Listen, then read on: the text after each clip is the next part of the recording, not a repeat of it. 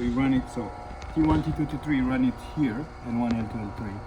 And in that, you run it through that. So basically, you connect it in series. So you run the 3 wires here, and then the 3 wires, you run them in here. So instead of going directly there. So then you have overload control. But why didn't we do that this time? We just to make it simple. But we should have. Yeah, you could do that, yes. Okay. But it's not bad for the motor right now that we didn't do that. Well, Necessarily. overload is very important. Yeah. There is no load in it, so that's why we don't. Yeah. But if there is load, let's say there's a break in that one, right? If there is no overload, that's why it got hot, I think, right?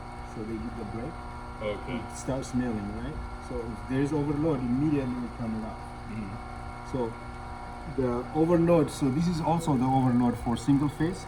So instead of running this to a neutral, first you run it through this, and you send this to neutral. Some of them don't work.